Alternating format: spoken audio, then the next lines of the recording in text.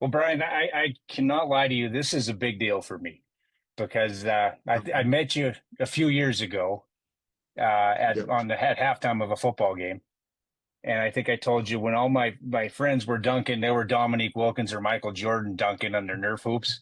I was flying Brian Vaughns. So this is I'm a little starstruck to look out there and see it because I remember 1984 and 85 basketball seasons like they were yesterday. Yeah, yeah. Those are great times, man. Fantastic times for sure. I Yeah, that's really enjoyed my time. And the thing that, I don't know if you follow Montana Tech basketball much anymore. Uh, Yeah, like, and every once in a while I'll be reminded of you, just like when Sindhu Diallo played a few years ago. I'd watch yeah, Sindhu and say, man, what are you doing here? Yeah, yeah, what are these schools missing? This guy could do yeah. anything. And that's what I remember. That's kind of what people thought about Flyin Brian back in the day. What is this guy doing here? And then unfortunately, you broke our hearts and transferred to UC Santa Barbara, where you Well, probably it was belong more. it was a tough decision when I transferred. It was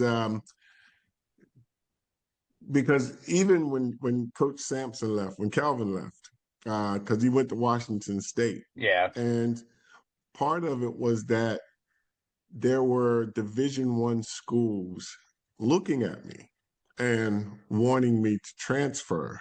And it was like, oh, wow, okay, so I get an opportunity to go to a Division I school, and lo and behold, uh, I did a I did a couple of visits. Okay, I actually went to Montana State with Stu. They wanted me there. Um, I went to University of Idaho. I visited there. I also visited University of Massachusetts or Mass University, Yeah. and then I went to Well, actually, I'll tell you how it worked when I went to Santa Barbara. There was a coach, the assistant coach, and I think he was at Carroll College. Okay, now he knew of me playing. And then there was Loyola Marymount University. Okay. And that time they had the Hank Gathers and the Bo Kimballs were there. And they recruited So me much fun. heavily. All right. They recruited me Mhm. heavily to go to Loyola Marymount.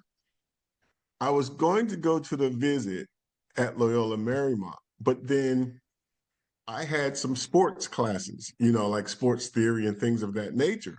But Yeah. those classes didn't transfer to Loyola Marymount because Loyola Marymount has no sports classes or athletic classes or anything of that nature. And the assistant coach from Carroll was friends with Ben Howland, who was the assistant coach at Santa Barbara. And Yeah. so he told Ben Howland about me and to have a look at me. So then Santa Barbara flew me in for a visit. And Bill, once I saw the beach, the sunshine, and all of that, I was completely sold. I Yeah. loved my days in Montana, don't get me wrong.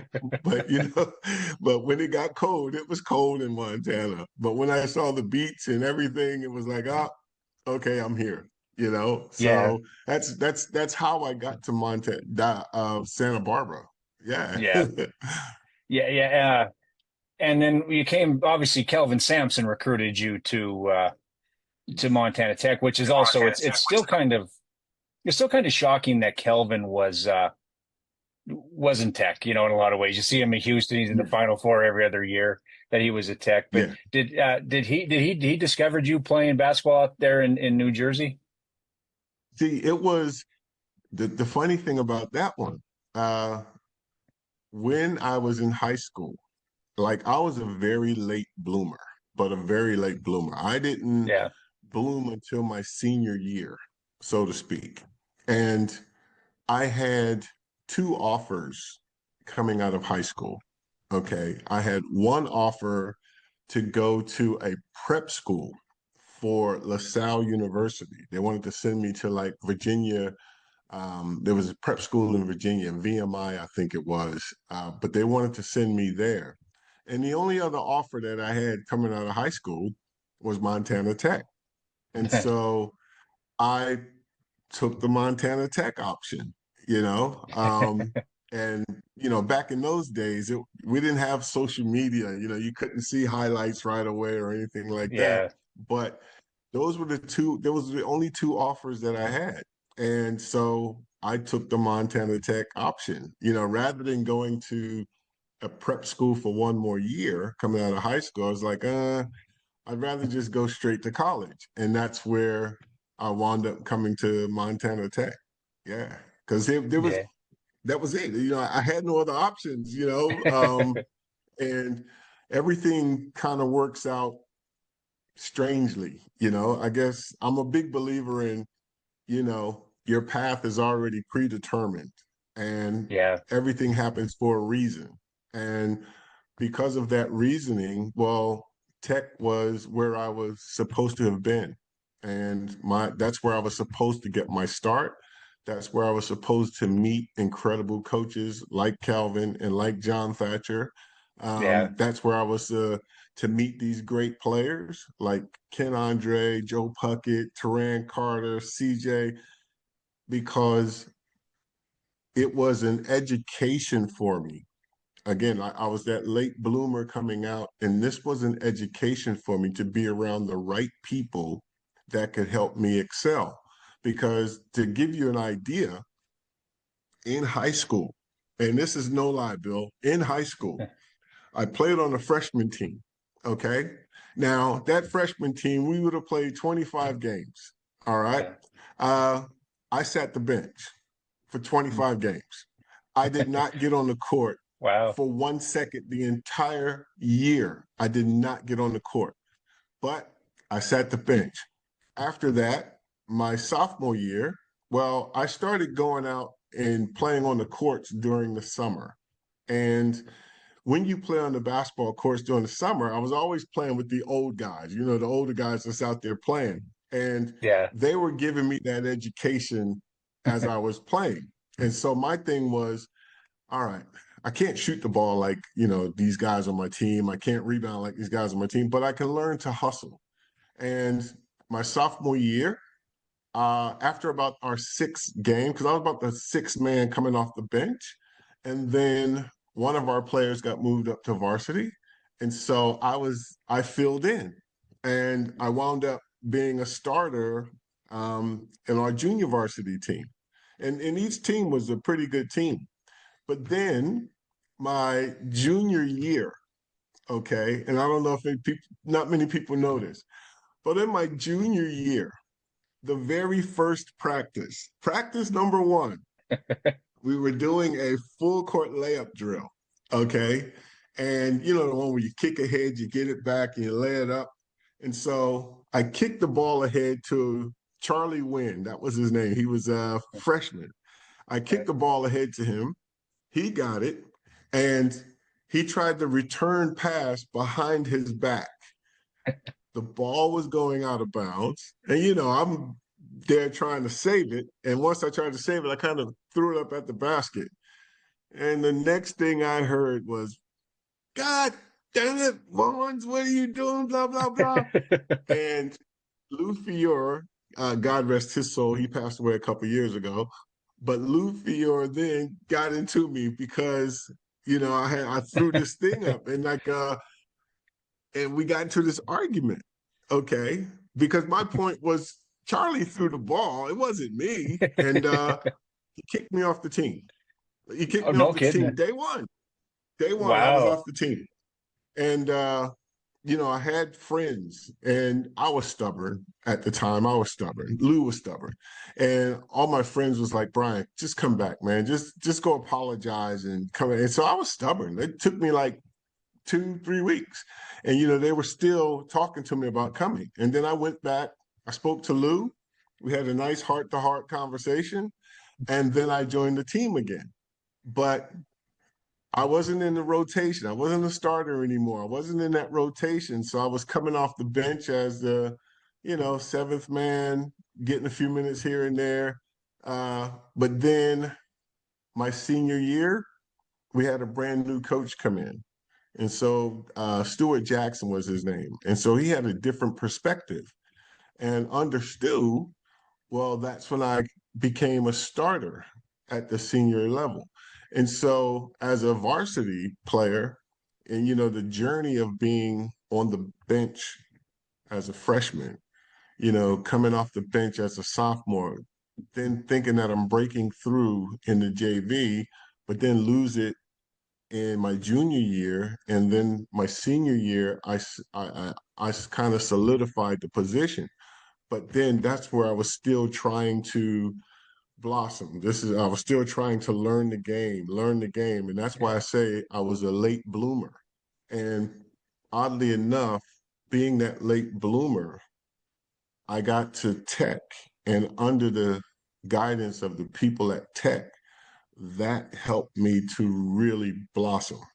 Okay. And that's Yeah. where, and as I was playing, I was still learning. And even at Tech, when I was playing, I was still learning. I wasn't quite there yet. I was still learning the game.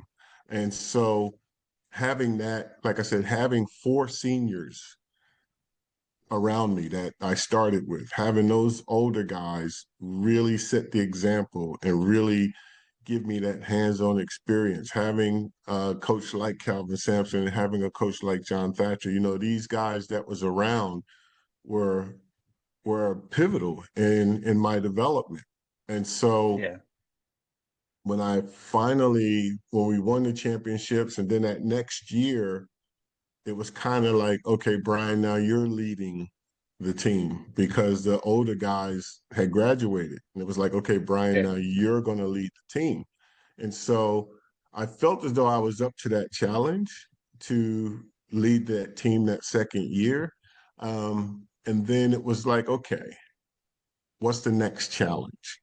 And, when Sampson told me that he was leaving, it was like, oh, I was taken back because Yeah. he was the only one out of high school. You know what I mean? He was the Yeah. one guy that He recruited me believed out in of high you. school. Yeah. And so I had established a good relationship with him. And so when he was leaving, it was like, it was heartbreaking, so to speak. And it's like, but then he told me about these schools, and I should try my hand at these schools and move to that Division I level. And that's where I did it. That was Yeah. the movement. That was the whole story to get me to where I was. And I really appreciate what Montana Tech has done for me in my career. Like again, without Tech, I'm not playing basketball, so to Yeah. speak, because my area, and Moose, do you remember Moose, our athletic trainer? Oh yeah. Yeah. Well, Moose Patrice. Yeah. Don Moose Patrice. yeah, Know him yeah, well. I Yeah. remember I was sitting on the training table one day, and Moose says to me, he says, Brian, how'd you do it? And I said, how did I do what? And he spoke to me about coming from Camden, New Jersey, and saying it because in Camden, New Jersey, where I came from, it was the number two crime city in America at that time, Oh, no kidding. as Yeah. far as crime and murder and stuff. It was the number two city in America that time. And he was like, Brian, how'd you get through? And I just said, I kept my head down. I got an opportunity, and I'm never going back. And that's what it Yeah. was. Bill, I had the opportunity. I wasn't going back, no matter what. Yeah. And I call it fear, call it destination, call it whatever it may be, but I was not going back to that environment. When I got a chance to get out of that environment and actually started seeing a bit more of the country, I didn't want to go back. I had a social studies teacher. His name was Stanley Ash, and we stay in touch today, even on Facebook. Yeah. Stanley Ash, one day in class, He told the whole class, he said, you don't want to be born in Camden, live in Camden, and die in Camden without seeing the world or seeing the rest of the country. That always stuck with me. And it still sticks with me today. And I try and tell kids today, you don't want to be that person that doesn't venture out and see things. And that was always in the back of my mind. And when I got away, I stayed away. But Yeah. I literally stayed away. I went to Camden that summer because this my sophomore summer when I was transferring. That's when I went back to Camden. I was there for a few weeks, maybe a month, and then I was out. I was headed to Santa Barbara, and I never went back. That was it. I never went back. My mother, God rest her soul, she had moved to Connecticut, where most of my family was, and I've never gone back to Camden. I haven't been back to Camden since. And what am I now? 40. It's been 40. Oh God, it's been 40 years since Since since you've been tech. there. Oh, yeah. Believe it or not, what's this? 2025 in 1985. It's been 40 years since tech, and like It's hard to believe. yeah, I've I haven't gone back. You know, I'm still traveling. I'm still gone, and now I live in Australia. I mean, I've been living here for 30 plus years. Um, I've been, yeah, 30 And plus then you're in the years. I've been bottom, here a you're in long time. Melbourne, right? Melbourne, Australia. Yes, And that's, yes, I was just looking on the map. That's the bottom of Australia, yeah, yeah. you are a long ways away from Butte, Montana right now. and Well, man, Camden, that's New it, man. Jersey. Yeah. That's it. I'm like I said, I'm getting away as far as I possibly can go. Trust me, trust me, we Yeah. are far away. Yeah. No, And but no, it's when you, been when you, good. It's been good living yeah, here.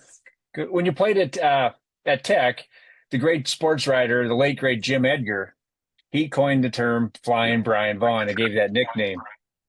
And it Yes. wasn't just a clever name, because you could fly. I mean, we saw the dunk. You were six. I think you were about 6'7", right, when you came to town. Yes. And Yes. you could play in the post, but you could run the court and you could jump and dunk Yeah. it. And that had to be pretty cool to see your name in the newspaper as Flyin Brian for the first time.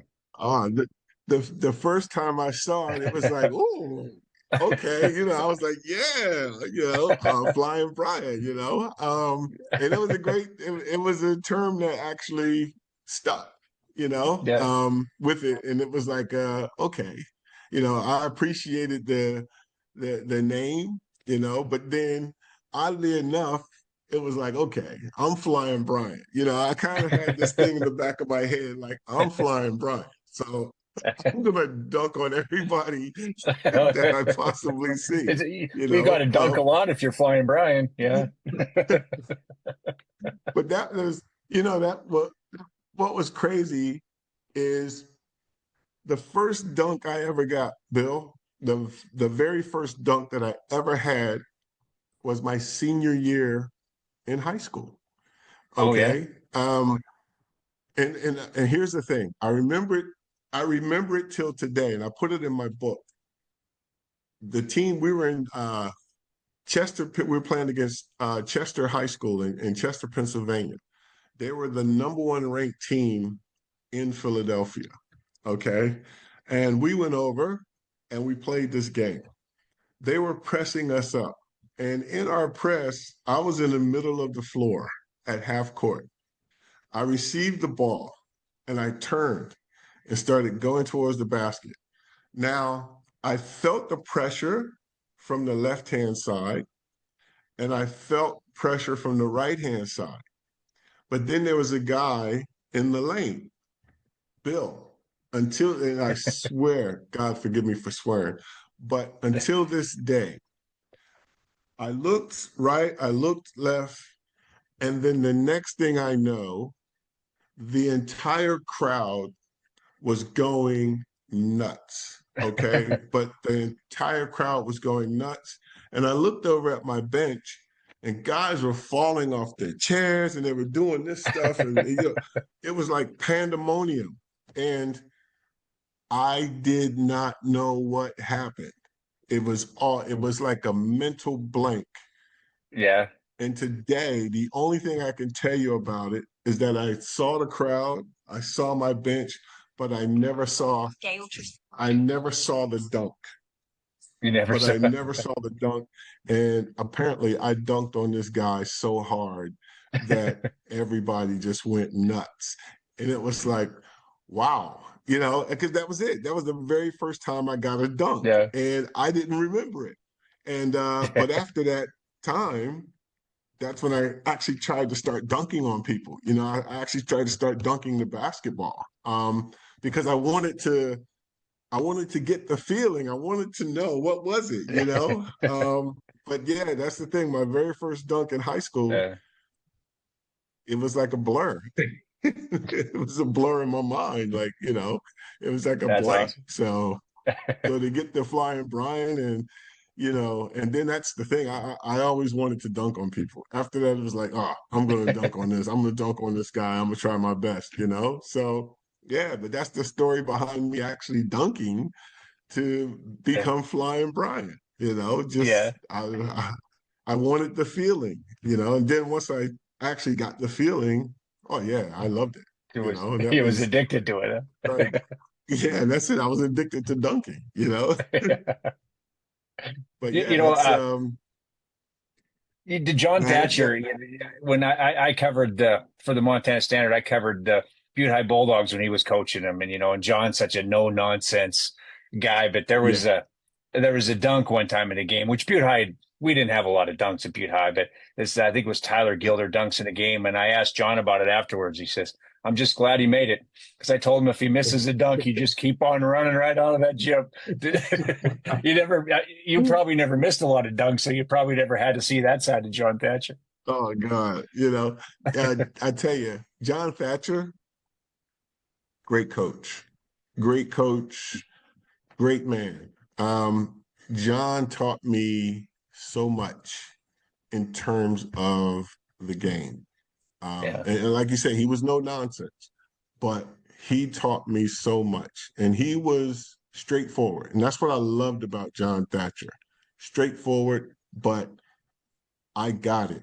I got what he was saying in terms of how to approach the game, in terms of how to play the game. John, I was playing in the middle. I was playing the post. I was playing the center position. John taught me how to use leverage instead of trying to play big, if that makes sense. yeah, It was a thing of taller players don't want to get smaller, and smaller players can't get taller. So yeah, when I was playing, and I played against anybody that was bigger, I'd always get low and get a low stance and receive the ball because now I'm playing low because this guy is tall and he doesn't want to yeah, get small. And that gave me an advantage because I did have a quick first step. I did have a quick step. So yeah, that gave me advantage against the tall players. But then when on the flip side, if they were smaller, oh yeah, well now I'm posting big because they can't get taller. So I used that philosophy throughout my career, and I teach it today. Like I said, everything that I've learned pretty much, and everything that I'm teaching to kids, to adults, the coaching ranks, pretty much is from Montana Tech because, like I said, I learned so much at my time at Tech that that's my foundation for my coaching. And yeah. I've been coaching here now for whew, too long, like at least 20, 25 years. I've been coaching here for a long time. Yeah, Um, but that's my foundation. You learn through what you do, through your actions and how you play, but then it all comes back to what you've learned that kind of dictates how you play and how you teach, and because when I look back on it, my senior year in high school, you know how you get your high school yearbook and you always write out what you want to be or, your goals in high school yearbook. Yeah. And in my high school yearbook, I put down a professional athlete or architect. And the ridicule that I got from everybody about professional athlete, are you crazy? Because I was Yeah. a late bloomer. I Yeah. wasn't there yet. And I put that in the yearbook. And to my surprise, or everyone's surprise, I became a professional athlete and traveled the world. Absolutely traveled the world playing Yeah. basketball. I mean, I played in Mexico. I played in Germany. I played in Greece. I've played in Switzerland. I've played in Australia. I've played in Italy. I played in Dominican Republic. I've gone to Yeah. China. I have been literally around the world playing Argentina. Yeah. I've been around the world playing basketball. It's been, and I write about that in my book. It's given me everything. And like I said, when it all comes back and when it all boils down to was that one opportunity that I had from Montana Tech. So that launching pad or that, like I said, that everything happens for a reason. That one letter builds that one letter that said, hey, I want you to play college basketball. That one letter has allowed me to live and live the game. And that's what I've been doing my entire life. That's why I say, because of Yeah. Montana Tech, everything from Tech is where I'm at today. Everything. So That's yeah, awesome. man. Yeah. Yeah. And this book you got coming out, which I really want to talk a lot about that. But this is your second book because I found on Amazon, there's Yes, another book about you where you're putting your thoughts into a conversation. And when I was reading the yes, bio of that today, it reminded me, I can't remember who told me, but one of your teammates told me that Brian Vaughns was a deep thinker in his days at Montana Tech, that kind of a yes, philosopher back in the day. yes, And I yes, forgot that, I can't remember who said it. Maybe it might have been Kelvin Sampson who possibly said it even. And that's kind of yeah, what that book is because and I see that on your Facebook post, you're not afraid to share your thoughts on social justice or injustice. And I really, yeah. one of my favorite follows, but yeah, you've got some thoughts and you'll just like to put them down on paper to start a conversation. It's kind of how that first book came about. Yeah, yeah, because that book there, like I would always put stuff out, thoughts and reflection and things of that nature. And then my daughter, my oldest daughter, Jasmine, she's like, Dad, why don't you write a book about it? Because I was always putting these thoughts Yeah. out. And so it was like, yeah, you know what, Jazz? Yeah, I can do that. And so I literally just collected everything that I had written, Yeah. and made a book out of it, the JMT, the Just My Thoughts book. And Yeah. oddly enough, I had a lot of people that followed. And I didn't know this. I just put my thoughts out there, Bill. But there was a lot of people that commented, um, you know, sent me messages that bought the book because it was something that resonated with people. And because I would talk about anything, no matter what it is, Yeah. and some of that stuff is life learned lessons. Some of that stuff is a reflection of, times that I've gone through stuff. And so I was able to kind of philosophize it more, so that I was able to just get my expression across pretty much. I just Yeah. wanted to get my expression across. And again, I'll talk about social issues. I'll talk about different things, injustice, justice. It's it's just a way that I've always been able to just kind of express myself. Yeah. And I think about the world differently. I'm sure many people do, but I think about stuff Yeah. a little bit differently, because I try to see things for what they are, but then I also try to see things without the blinders on, so to speak, because we can get blinded. Everyone can get Yeah. blinded by just about anything nowadays. And for me, it was always looking at the other side or looking at the flip side so that the vision that I saw was it was different. It was my vision. I went through some stuff in my last position at work.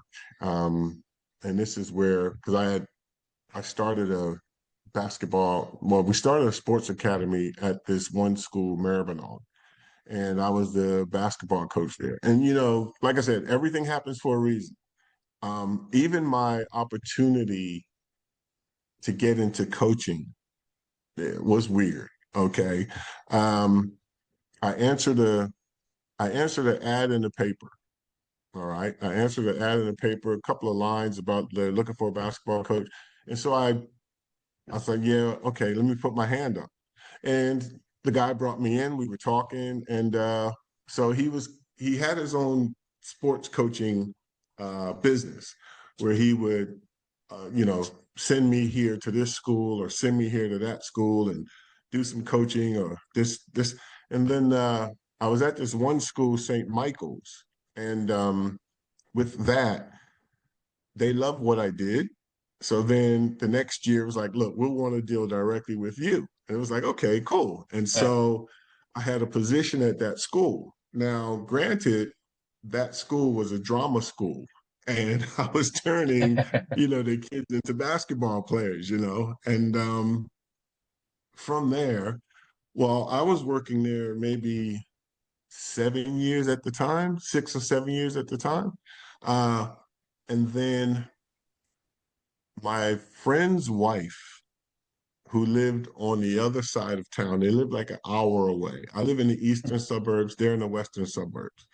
And she called me to say, Brian, there's an ad in the paper. Would you be interested? Because they're looking for a basketball coach. And she's like, over in this way. And I'm like, because I spent some time over there, with Darnay's real good friends.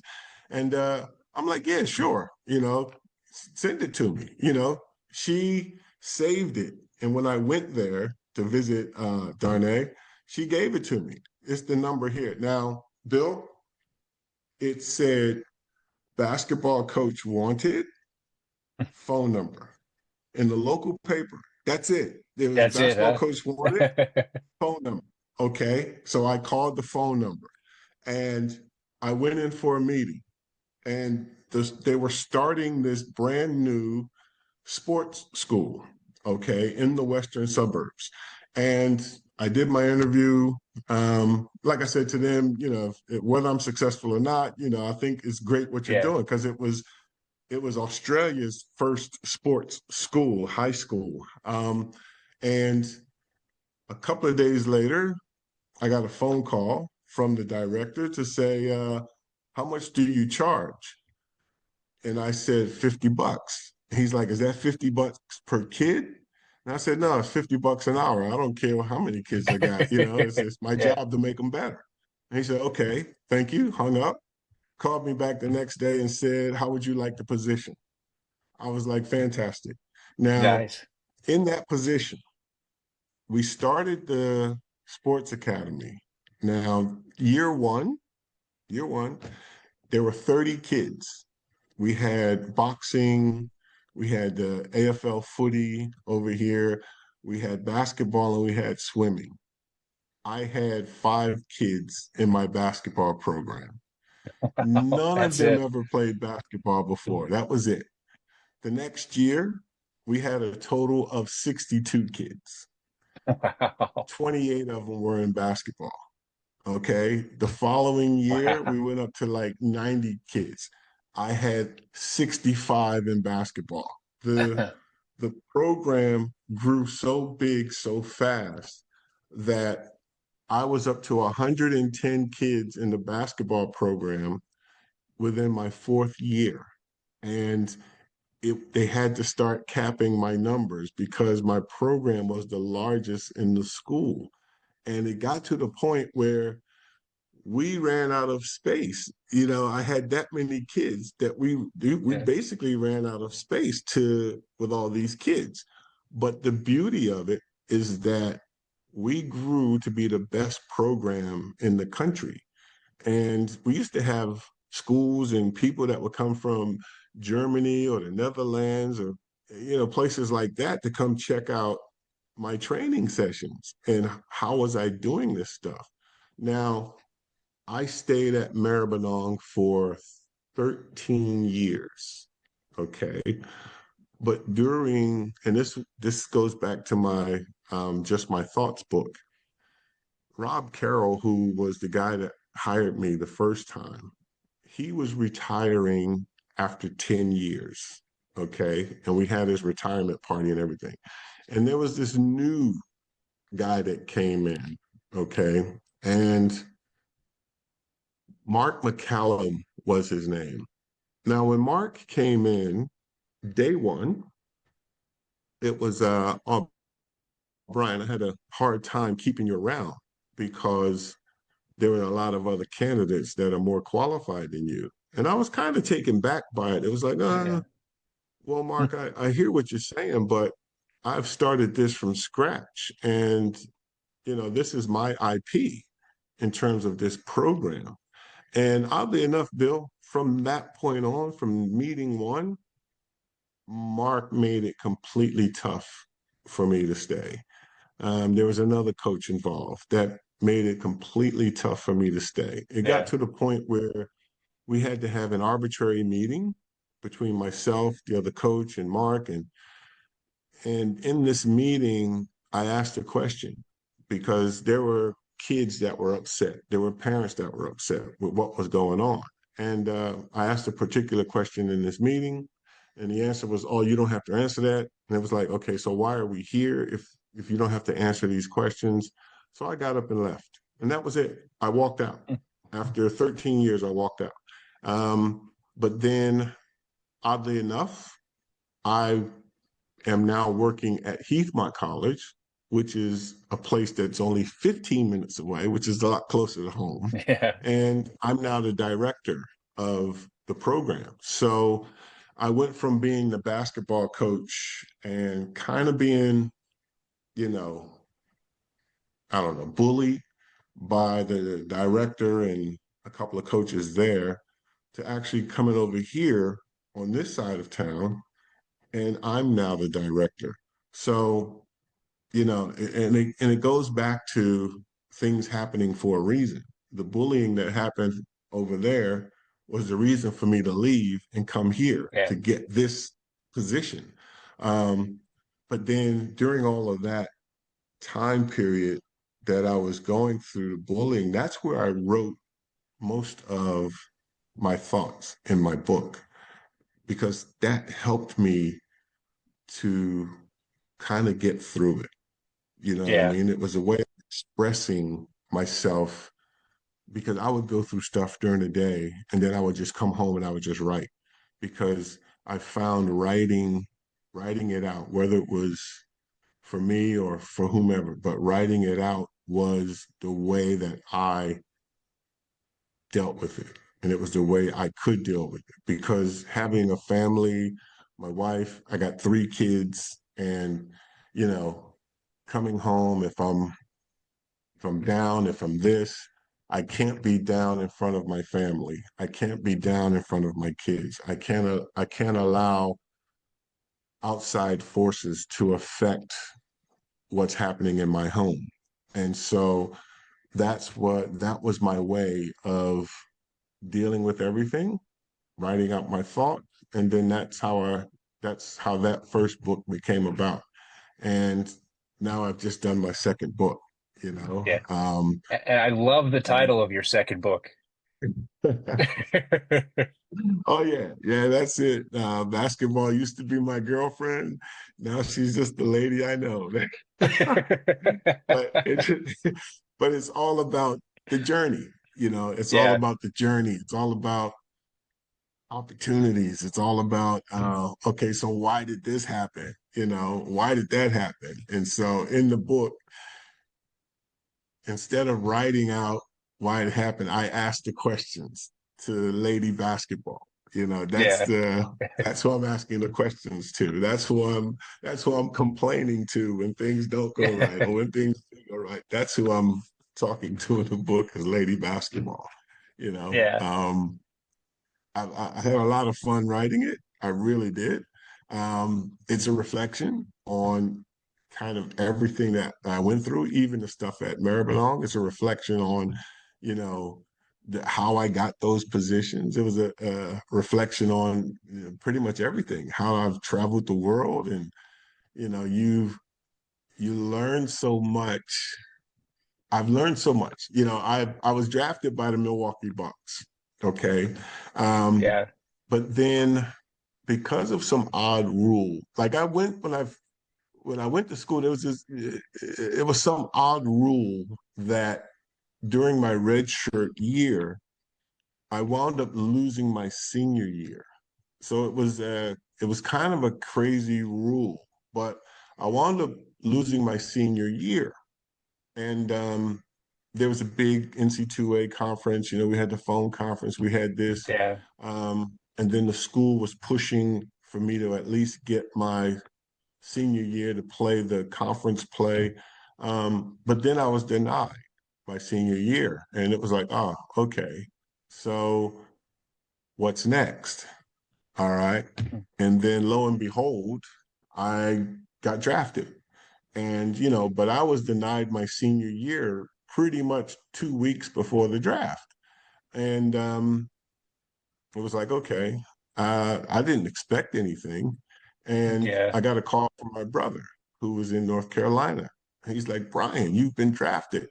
And I'm like, what? He's like, yeah, No. you've been drafted. I'm like, I'm drafted, and then the ears picked up. I got drafted. What are you talking about? He's like, yeah, the Yeah. Milwaukee Bucks. And I was like, what? And so I went to the coach's office. And he's like, yeah, you got drafted. I was like, oh, okay. But, I was drafted in the fifth round. I was the 110th player chosen, you know. But then going to Milwaukee, all right, I still felt I wasn't ready. Now, because again, I'm still growing, and this is now my Yeah. junior year that I've just finished in college. Because I spent 2 years at Tech, I had a redshirt year. Now this is my junior year, and it was like, oh, okay. I thought I needed another year, but I did. I thought I needed another year Yeah. to develop. Okay, I was. I had this um, agent. His name was Jim White. Okay. Now Jim was different. It's very different. Uh Jim, and I told Jim what I wanted. I need another year. Okay. Jim's like, all right. So I went to Germany. Okay. And I went to Germany for a season. Um, and then I came back after my time in Germany. And it was like, okay, I'm ready for the NBA. Okay. Bill, now me and my teammates, Brian Shaw and Carlton Davenport and all those guys that I played with at Santa Barbara, um, we went to the gym every single night because they were getting me ready for the NBA. And that was their whole job. We're going to make sure you make it. We're going to make sure you make Yeah. it. And so I was just working out every night with these guys, every single night. And I was to leave from Santa Barbara and go to Milwaukee for training camp in 2 days. We were playing a pickup game that night, and there was a couple of high school players on the court, and there was the guys from Westmont, okay, the NAIA school, and we're Yeah. playing, pickup games. And one of the kids went to the basket, and I jumped to block his shot, And he was amazed at how high I jumped to get his shot, that he stood there. And while he stood there, I had nowhere to come down. I Mm. landed on his foot and I rolled my ankle Oh man. so bad that it was just, and the boys carried me off the court. They carried me to the car. They called up Harry, who was our trainer. Harry said, bring him over. We drove to Harry's house that night, and Harry got the ice on it and so forth and so on. And he's like, look, Brian, you got to come see me tomorrow. We're going to get some ultrasound. We're going to get as much as we can into it.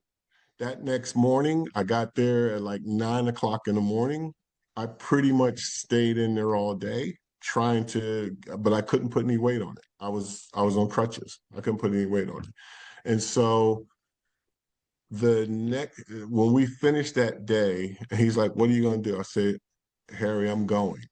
He's like, "I invite, don't go, Brian. You're." And I said, "Screw it. This is my only chance." And that's how I thought Yeah. about it. This is my only chance. So I went to the airport. Carlton took me to the airport the next day. I was on crutches, mind you. And he took me to the airport. And they were all against it. And I'm like, look, I got to go. So I put the crutches in the car when I got out and I hobbled in to the airport and hobbled, to the desk, the whole thing. Got on the plane and went to Milwaukee. And while we were at Milwaukee, okay, there was about 35 players that was invited to the camp. And Doc, who was the trainer, he saw how swollen my ankle was and how I couldn't put weight on it. So I was wearing a size 12 shoe on my left foot, and I was wearing a size 14 shoe on my right foot because the 14, my ankle was swollen. He taped it, and he actually put some padding in there for me. And that's what I did. I never said anything to the coaches. It was, win or go home type of attitude. And Yeah. oddly enough, as part of it, there was my roommate was Howard Evans, who used to play at Temple. Howard had he rolled both of his ankles at the Sixers camp prior to coming to us. So we would be in the hotel room and we would leave our door open because if room and we were calling room service and so forth and so on because the only time I left the room was when it was time to go to the bus. That was it. I did not leave the room the entire time. And oddly enough, we went through. There were 13 players left. 12 were going to Miami for the summer league. I was still there. And we did a full court drill.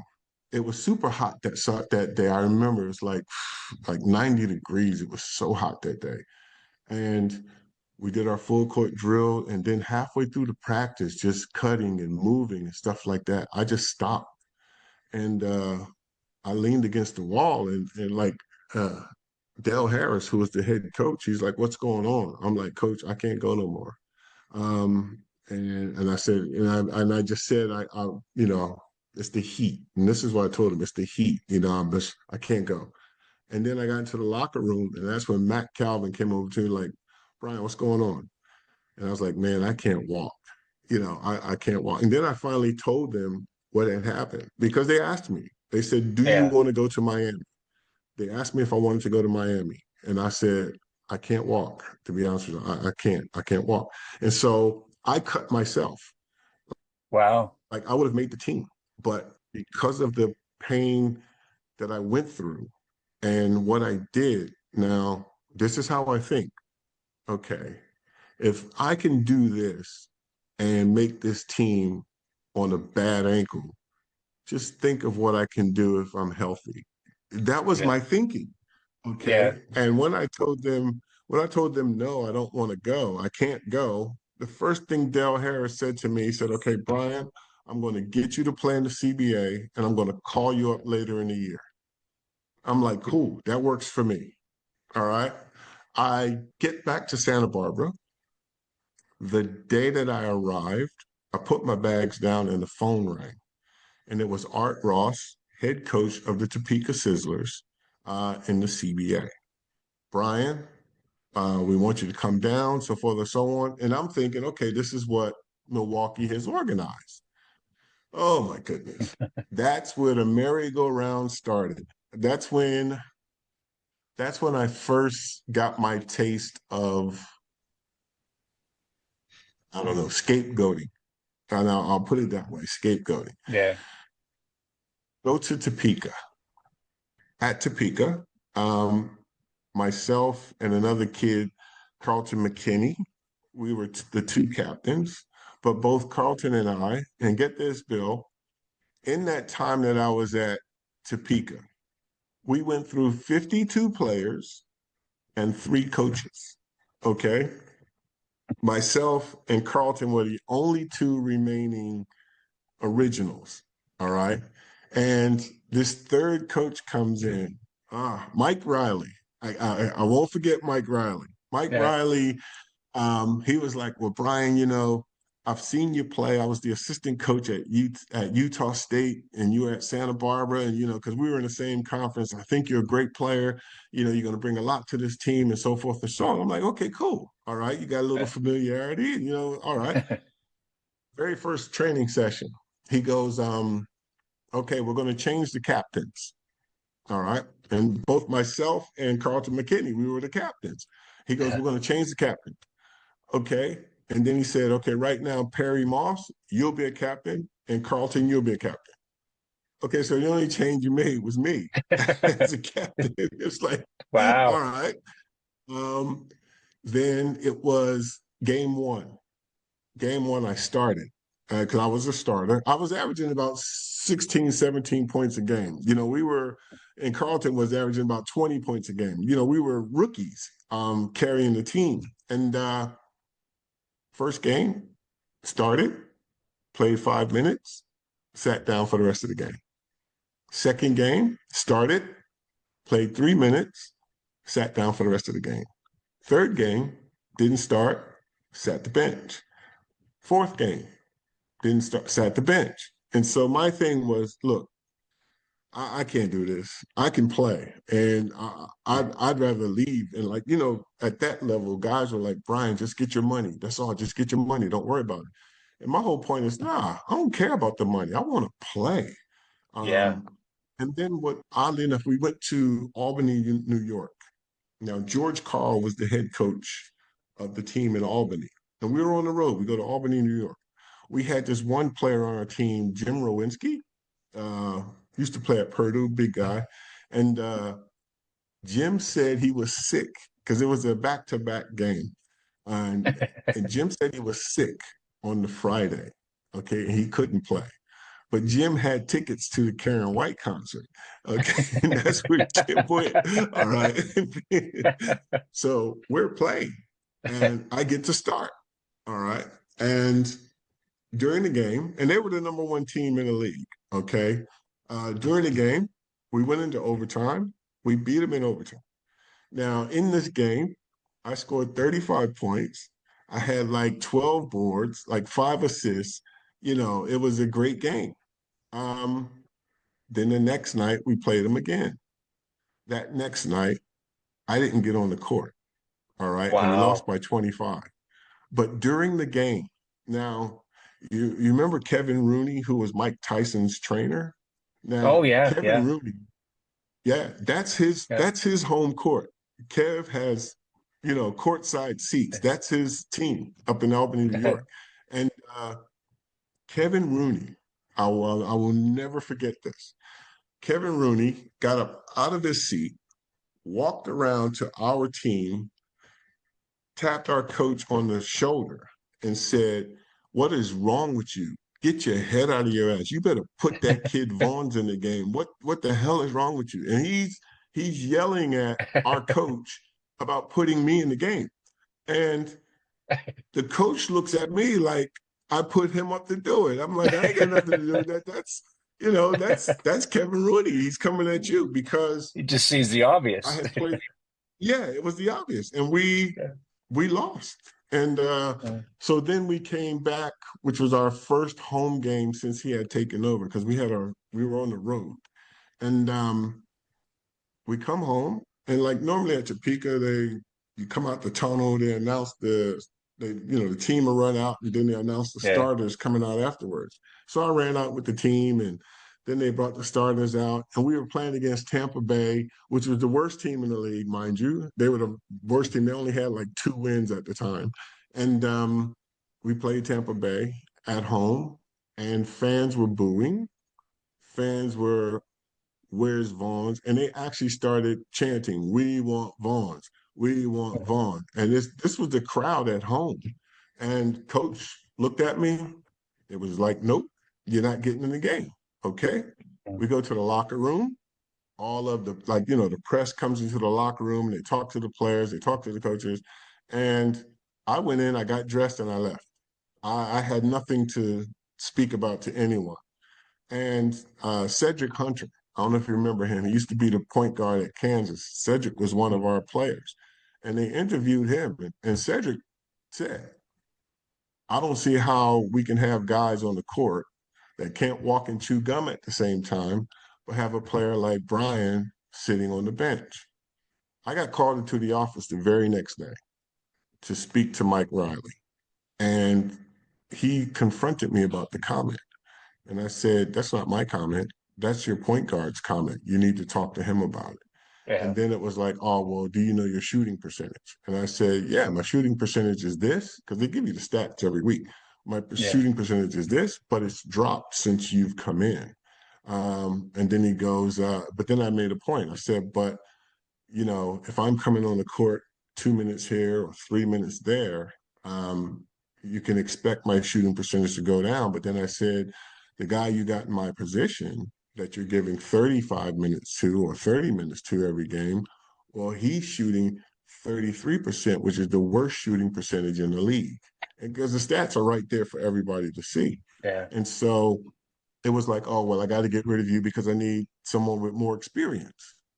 I said, "Okay, I've played 40 games. I've played against every team. I've been in this league, so I got experience." Uh, then it was, "Oh, well, we just need to make a change." And I said, "Okay, let me ask you this. What is it that I need to do as far as my game is concerned to work on my game so that I don't get into this predicament in future?" He couldn't answer me. And I said, "Cool." I got up, walked out. Next day I was on the flight going home. Now, if Milwaukee was looking at that situation in terms of me playing, in terms of all that, Yeah. well, this guy just killed when he came in as a coach. He just killed any chances that I had. So after that, it was like, okay, um, I'm done with the CBA. But then comes back to Jim White, my agent. All right.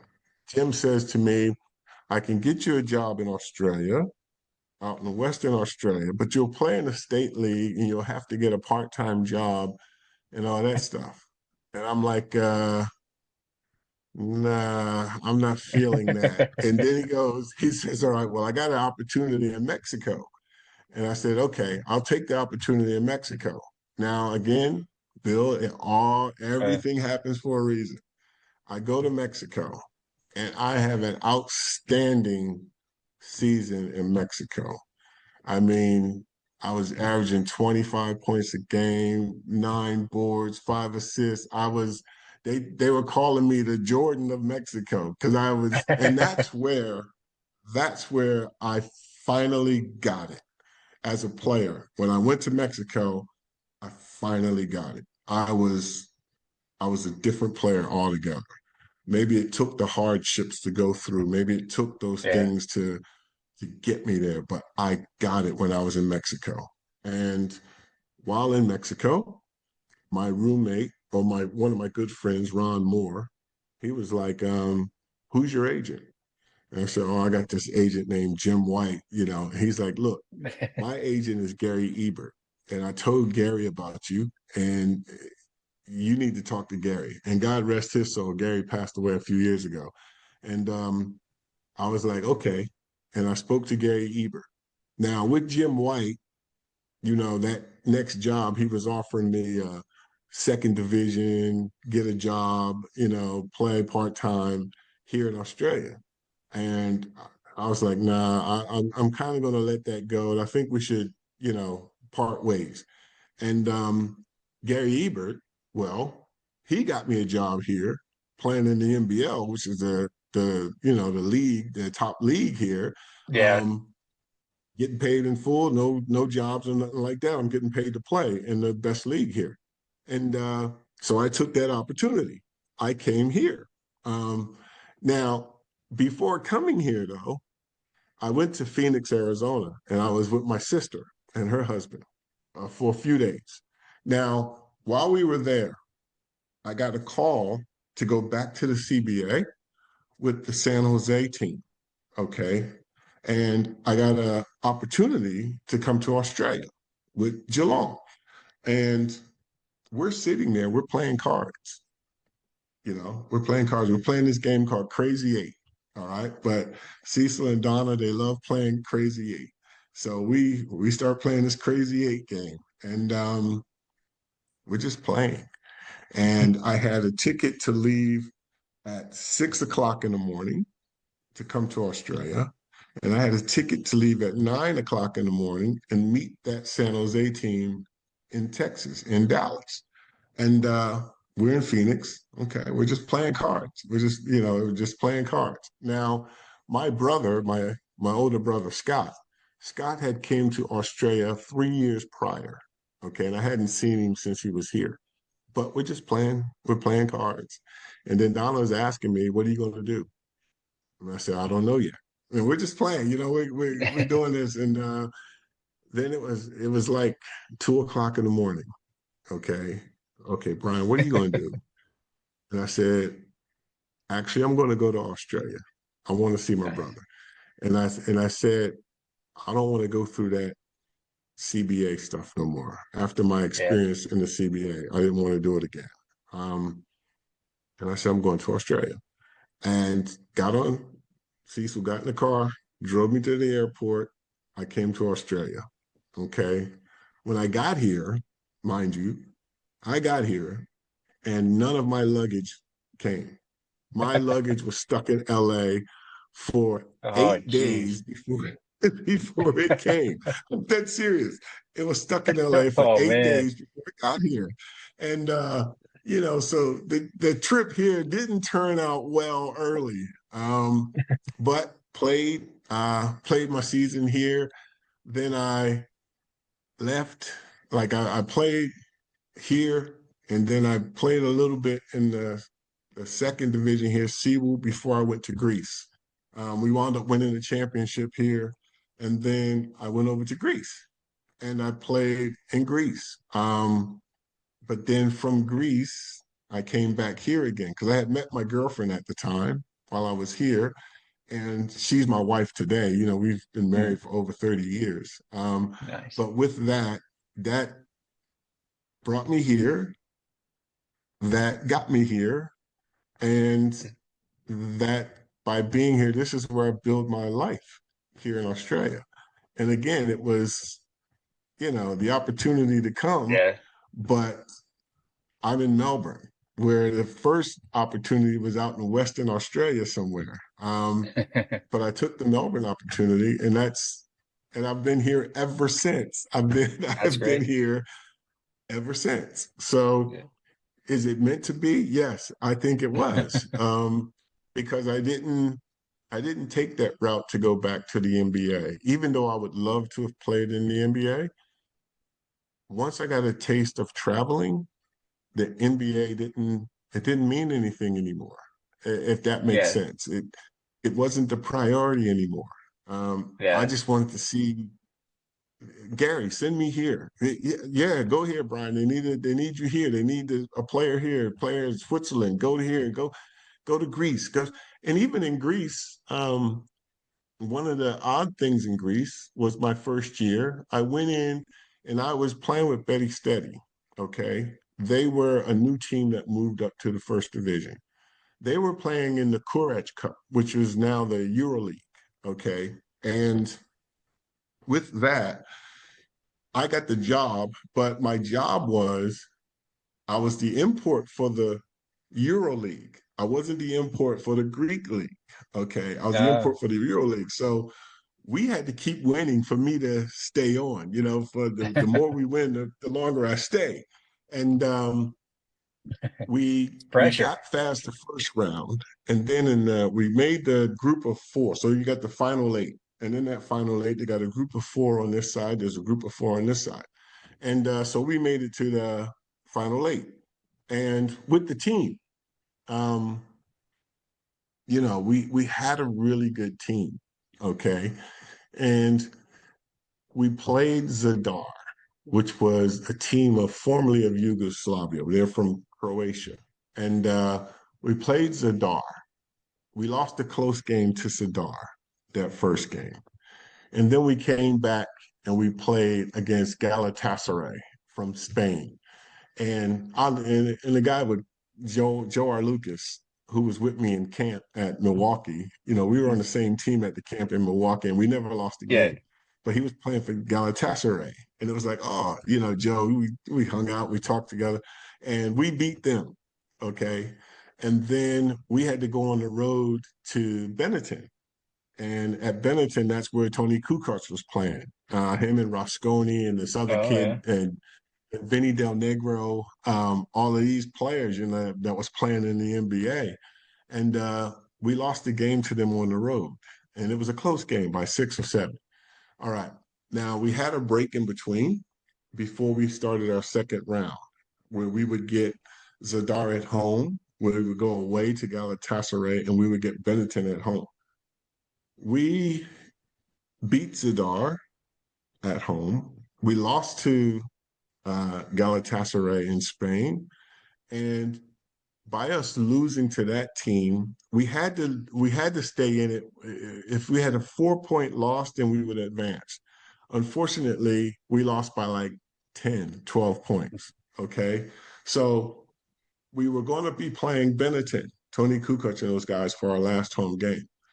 But then they had the Greek All-Star game. That was the very first one. Okay. The very first Greek All-Star game that they were holding. And it was going to be the imports versus the Greek players. And it's actually in Wikipedia. That's the other side of it. But the Greek All-Star game, I was voted in to play in the All-Star game. Okay.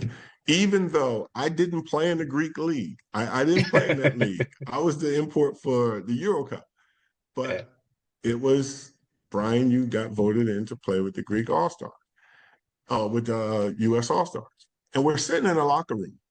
Okay. We're sitting in a locker room and the coach is talking to everybody and what he expects and so forth and so on. And then he names the starters. Okay. He names the starters. And I was starting at the point guard position. That The was the point thing. He guard. said, That's Brian, you'll run yeah. the point.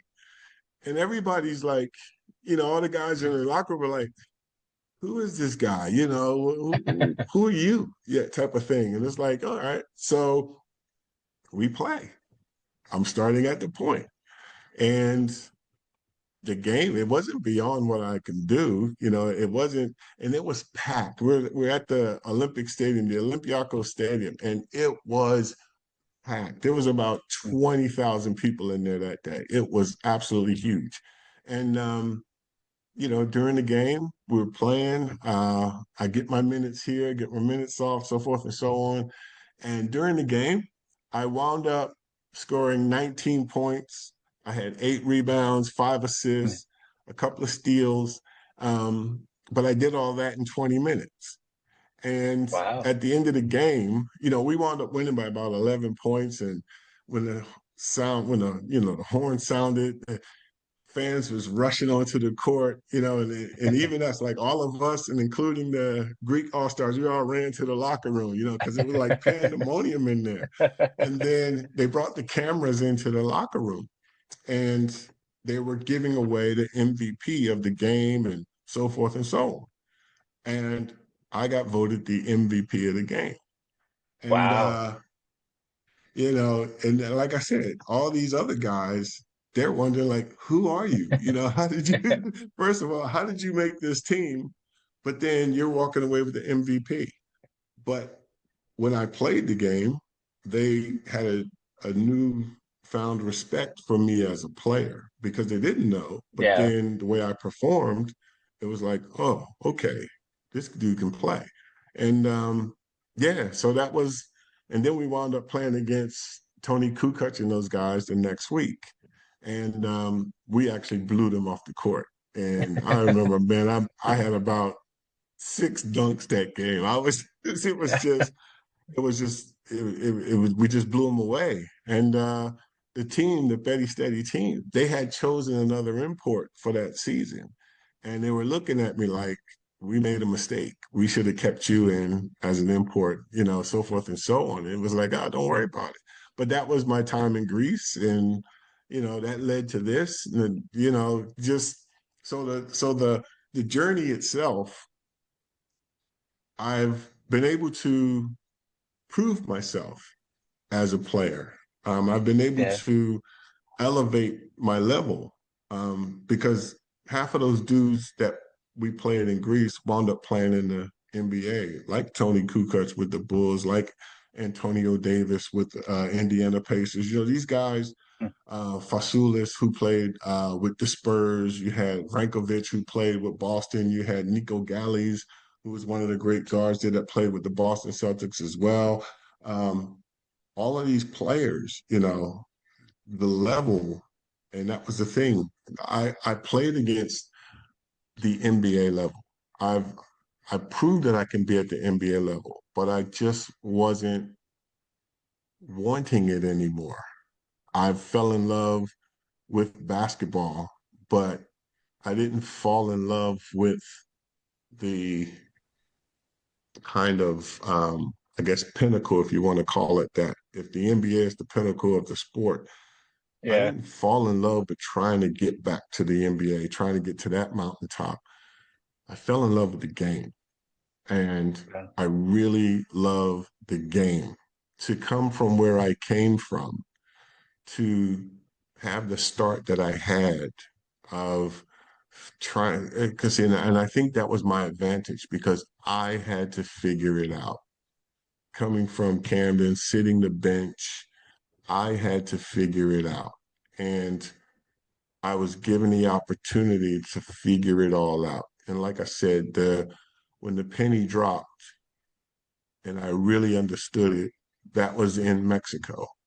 And from that point on, everything I did, it was I proved I didn't care any. It's not that I didn't care anymore. I was there. I arrived as a player. Yeah. I arrived, and it didn't matter who I played against. It didn't matter what I played against. I was now a force that you had to reckon with. And I'm going to make sure that I'm that force. You know what I mean? But That's awesome. Yeah. it was no longer the dream of playing in the NBA. It wasn't. It was no longer the dream of playing in the NBA. It was the dream of playing basketball and visiting and, touring the world, playing basketball, and over the course of my time as a player, well, the same guys that we used to go to the gym at every night in Santa Barbara, Mike D. Well, I saw Mike D in Greece. He wound up playing with a team in Greece. Okay. Lou, sweet Lou. Lou wound up playing in Greece. I played against him in Greece. Carrick the Heart. I played against him in Switzerland. We were guys that we kind of was a tight knit group there. We wound up playing against each other in different countries, which is kind of crazy. You know what I mean? Just Yeah. kind of crazy. But you see these same guys around the world, and they're like family. So yeah. It's like I said, it's been a crazy journey. It's been a long journey. Yeah. And I reflect on all of that in my book.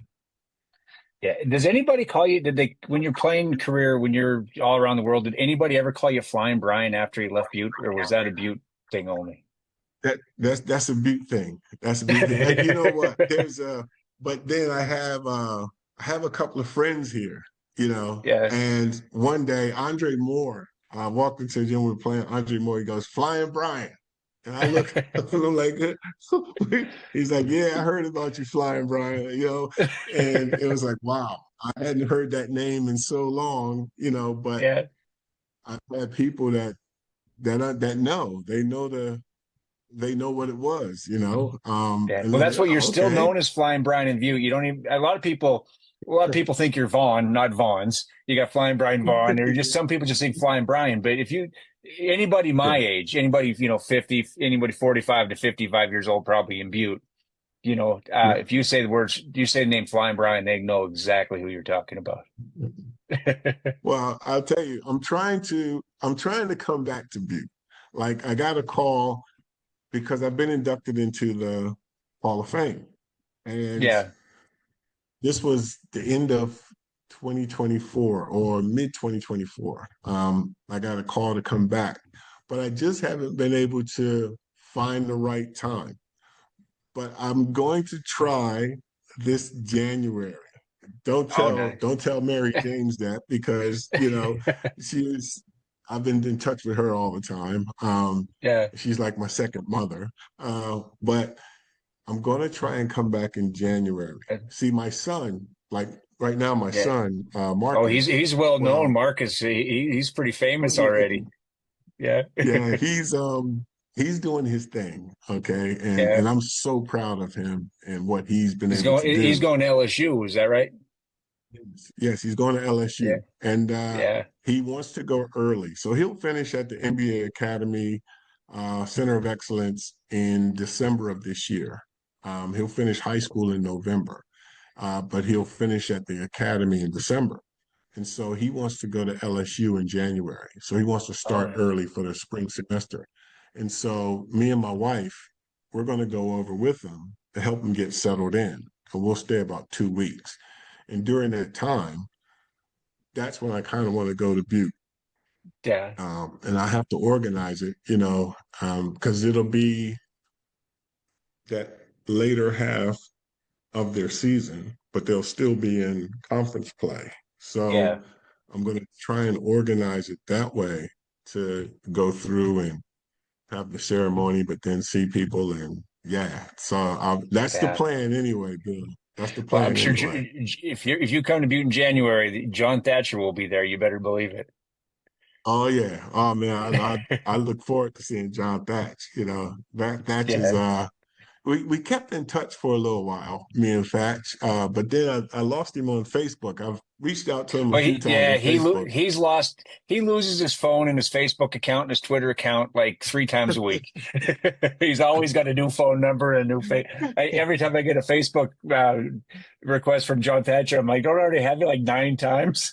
Yeah, exactly. Yeah, that's the thing. And see, I don't be accepting them because I'm thinking somebody's spamming me. Yeah, yeah, it's like somebody probably him if hacked you my keep getting thing. them. Yeah. Yeah, it's because it's like John, is that John? Or has somebody hacked my account? So but I again with him, yeah, man, that's like I said, him, Kelvin, and me and Kelvin, we stay in touch all the Yeah. time. I actually And he's just done such a sent him a great job. It's message. so much fun Oh watching yeah, him yeah. play, Like he's coach.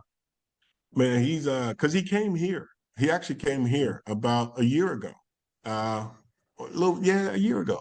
A little, yeah, that's Yeah. right. It was about a year ago. He came here because University of Houston did a tour, and they came to Australia, and so that's when I went to his training session and saw him, Karen, Lauren, Kellen, because Yeah. Kellen was still in the stomach when I was at Tech.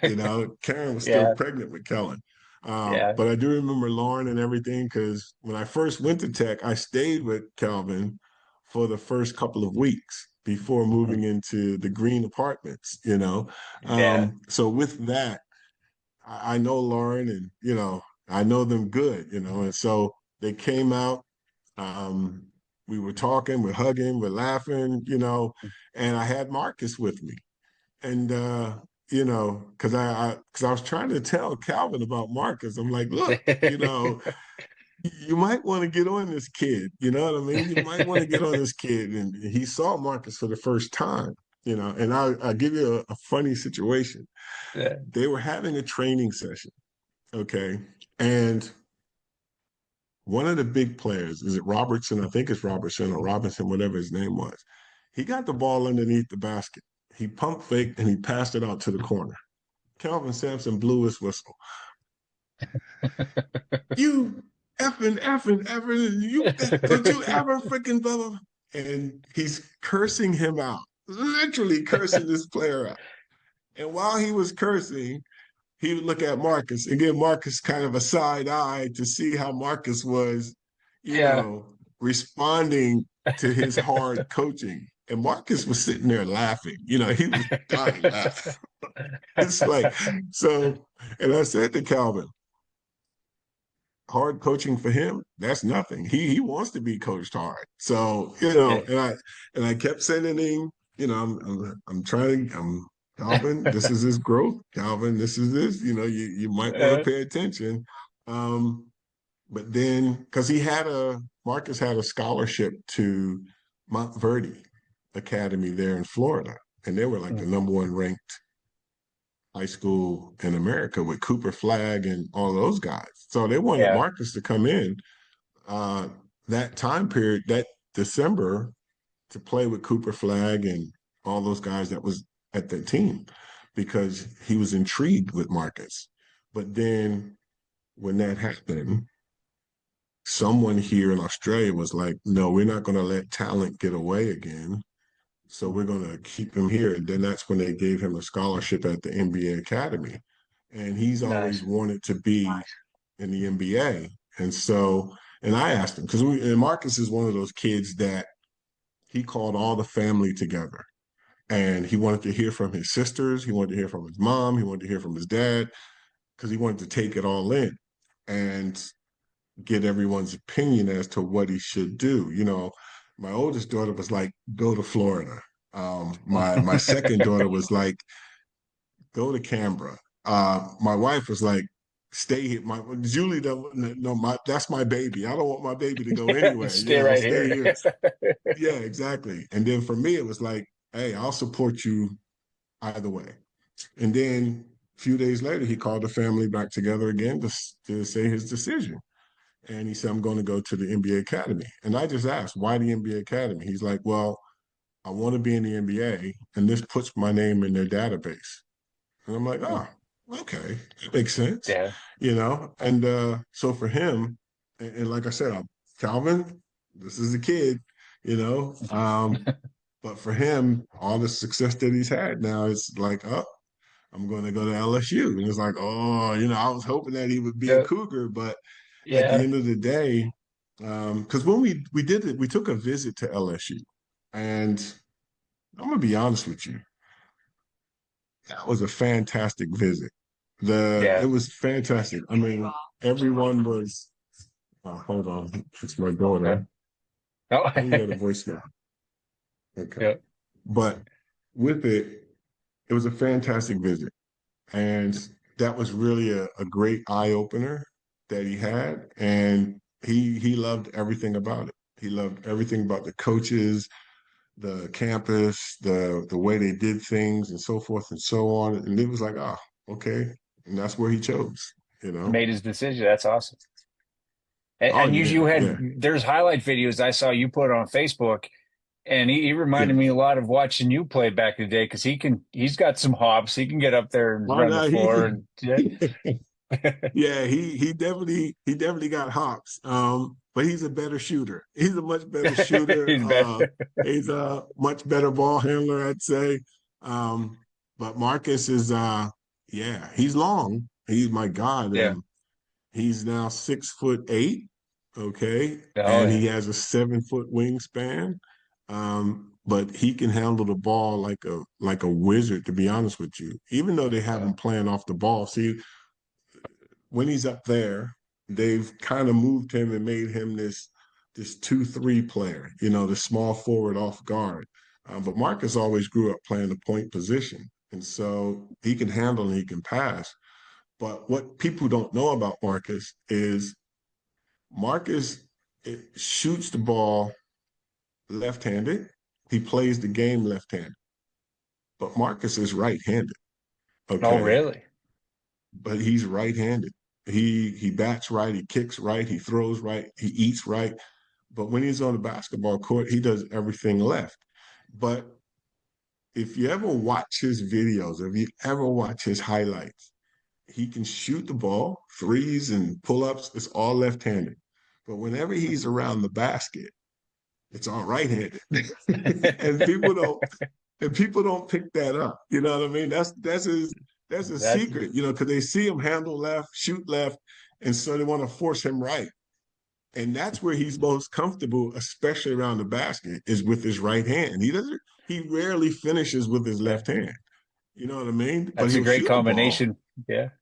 Oh yeah, you know, I had him out in the backyard when he was younger, and I was like, and when I saw it, I was like, Marcus, you know, why are you shooting left-handed? Let's try and do it right-handed. And I was trying to teach him how to shoot right-handed. He's like, nah, Dad, this feels weird.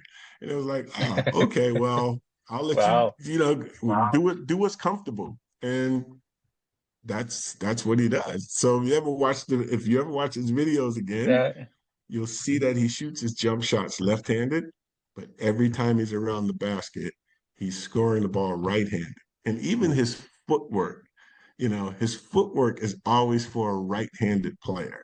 On any fast break, when he's dunking the ball, you'll see him step on his left foot to explode because that's that right-handed nature in him that he does. You know what I mean? It's real That's awesome. interesting with him. So I'm really proud of him. Yeah, I'm I'm looking really forward to proud. following his career, when he gets to play at LSU. It's going to be kind of fun to see Oh that. yeah, And that's the thing. Oh, hold on, Bill. This is my daughter. She must want something. Sorry. Yes, yes, I am. Right now. I'm in a Zoom call. I got a Zoom meeting. Okay, what's the matter?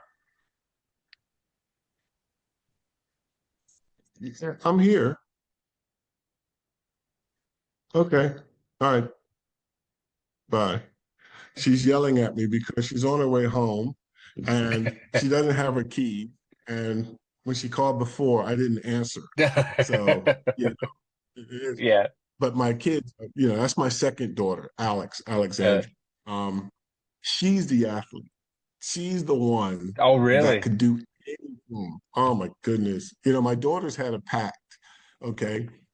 They weren't going to play basketball. That was their pact. They'll never play They were. basketball. But my oldest daughter, Jasmine, well, she's a actress. She does musical theater. When she was 8 years old, she did the stage. She was a key player. She did young Nala in The Lion King, the Broadway show, The Lion Oh, King. nice. She's done everything since. You know, the Book of Mormons, that's what she's in right now. Oh, That great. Broadway play, that stage play. She's done Come From Away. She's done The Nutcracker. She's done so much. And like right now, she's on tour with the Book of Mormons for the next 2 years, is what she's doing. My second daughter, Alex, well, she's an event manager. She puts on these events, whether it's a Cirque du Soleil, or if Yeah. it's a concert, you know what I mean? That's what she does here in Melbourne. And then Marcus is doing his thing at basketball. They're all doing what they want to do. That's That's just awesome. it. They're all doing what they want to do. But Alex, oh my God, like she used to play netball. She used to run track. When she ran track, it was like her first event running track. She ran like fourth or fifth, and then she saw the other kids getting medals, and then she's like, "I want a medal." So every meeting after that, she got a medal, because that's what she wanted. She wanted Yes. medals. So that's what was driving her. That's awesome. When I was coaching and they were younger, and they came to a session or so with me, I get Alex to fill in, get Jazzy. Jazzy was hopeless. My oldest daughter, Jazz, she was hopeless. But then Alex was like, oh my goodness, if you only knew, she's like 6 foot, she's athletic, she's coordinated, she's they're strange kids, actually. Alex has it all. Okay. Jazzy, my oldest daughter, she is left-handed. She writes, she eats, she does everything left-handed because she is left-handed. But Yeah. then she throws right-handed. She kicks right-footed. She does, you know what I mean? Wow. And she used to have tennis lessons when she was younger. Okay. And one of the things she didn't have a backhand. Okay. Bill, she didn't have a backhand. And the coach was trying to teach her how to have a backhand. What Jazzy used to do, she just switch hands. She and instead of stepping to give a backhand, she would just switch hands with the racket and return it. And just switch hands with the racket. And I was trying to explain that to him, like she's kind of ambidextrous, you know what I Yeah. mean? And that was her thinking. Why do I have to have a backhand if I can just switch hands? So they're a bit weird. My kids, they really are a bit weird and what Yeah. they're doing. But like I said, I'm real proud of them. Real Yeah. proud. That's awesome. Well, before I let you go, we better talk about how we can get the book because the book, does it come out this week or is it Yes, next week? it's going to come out this week or next week. What's Yeah. today? Friday. So that's Yeah. my book. Like I said, it's a thick book. It's a Yeah. lot, but I'll have it available on Amazon probably. It's Friday for us here by Monday. Easy. I'll make sure it's Okay. out. Because I'm just proofreading a few things to make sure that the spelling is right and there's no missed words and things of that nature. Yeah. I've only found like one or two so far, but I wanted to be ready. I wanted to, you know, resonate with people. But I just want to make sure I've done it right, because Yeah. it's taken me about 6 months, 6 months to Yeah. write. Um, and I've always had the title in my head, but it was like, where do I start? Yeah. And one day I just started writing and kept writing and kept writing. And then it was like, oh, okay. Next thing I know, I'm 500 pages in. And now that's the thing, it's when you're typing it on the A4, it was like 200, 230 Yeah. pages. I'm like, oh, okay, cool. But then once you convert it, it turned out to be like over 500 pages. It's as thick as the So, Bible um, almost. oh yeah, man. I mean, but I'm so happy. I'm so happy with it. That's good. And like I said, there's huge sections on tech because that was my story. That's where it all Yeah. began.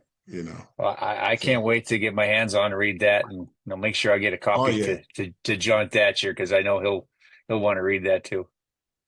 Oh yeah, man. But next week, hopefully, Bill, I should have it out by Monday. And that Okay. way And I'll send out a message or do a post to let yeah. everyone know where they can get it. And I'll make sure But it I'll will share start that on with Amazon. I'll share that and everything so people know to get the link and Okay, everything. fantastic. Oh yeah, because it's going to start on Amazon and then it'll go from there. Because my last book wound up going to a lot of different places. My Yeah. last book is even in um, not Kmart, Walmart. You can get it online at Walmart. You can get it Oh online no.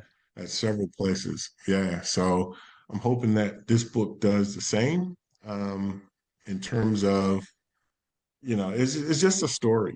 It really is. It's Yeah. it's a journey um, about, again, ups and downs, the highs and lows, the success and the failures Yeah. and about really pushing through to continue.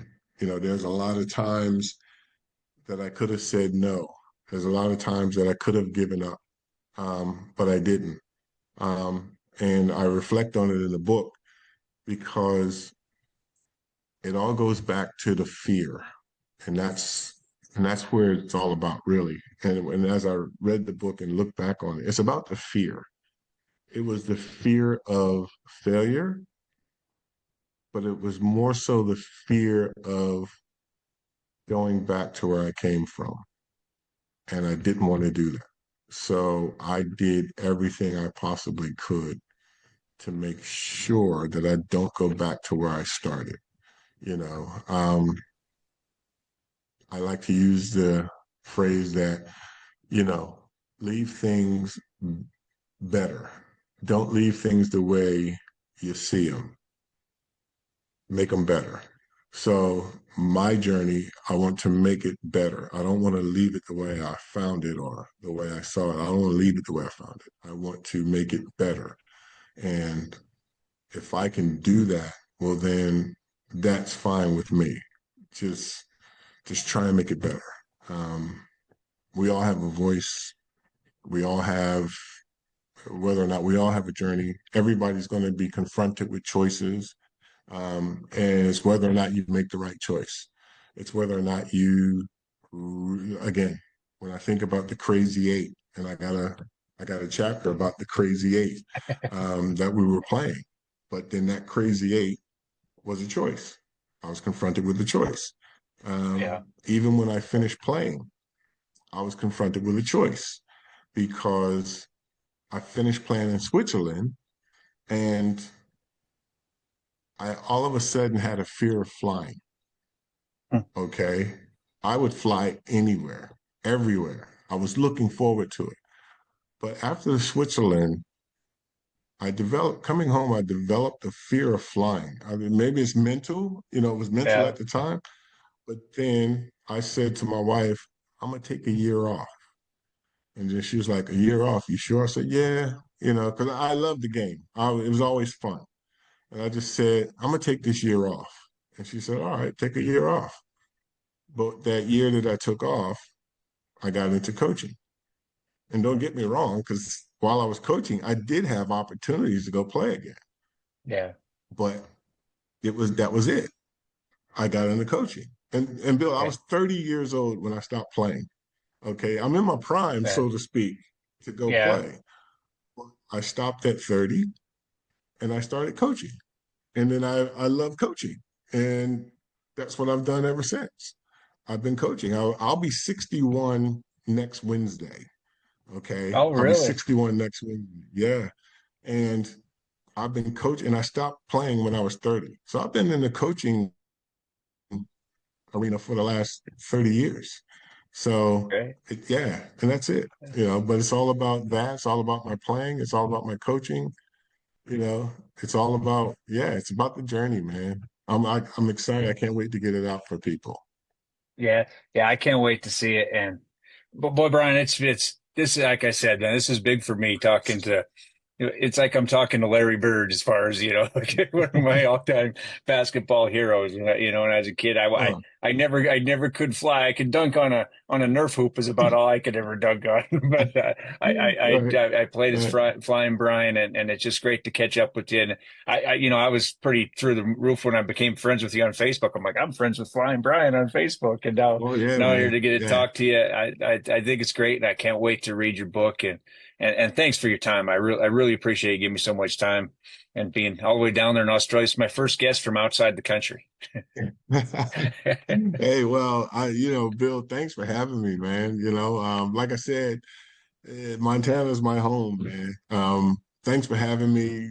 I appreciate this opportunity to talk to you and the listeners that's back home to say, hey, you guys mean a lot. And that's, if I've never told told you guys, if I've never had the opportunity to tell Montana, to tell Butte, the city of Butte, to tell the coaches, the players, if I've never had that opportunity to say it before, I'm saying it now. I appreciate it and I thank everyone because that's my start.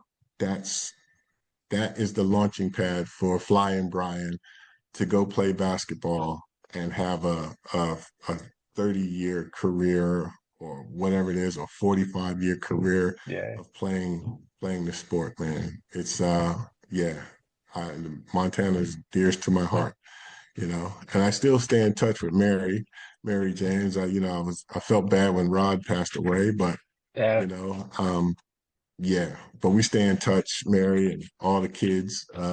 Like even today, I sent her a message to say that we were going to be talking today, and then she's Oh, like, "Oh, nice. is it on this podcast? Where can I find it?" So forth and Yeah. so on. So, with that, yeah, like I said, we stay in touch. You Okay, have that's to, awesome. you know. That's So great. yeah, Yeah, well, thanks again and for your time and good luck with the book. I hope hopefully I'm sure it will be successful. And I can't wait to see nah, cool, cool. I'll make sure you get a copy, man, for it. sure. Thanks, Fred. No, appreciate it, Bill. You take care, Yeah. and God bless you, and your son. Your son's playing football, is he? How'd they go last week? Did They they won win? last week. Yeah, they got a Butte High got a win. They bounced back from a tough loss to Gallatin. They went to Billings Skyview, Yep, and they got a 33-13 win. Now they play the defending champs Friday now, which tomorrow night for me. So yep, yep. yeah, Okay, it's Kalispell Glacier. They play in Butte okay. tomorrow night. So looking forward to that. It's going to Nah, be a lot of cool. fun. Well, tell him I said good luck, and go get it done. That's it. All right, You know, will but do. I appreciate it, man. I appreciate it. Uh, hey, thank you, Matt.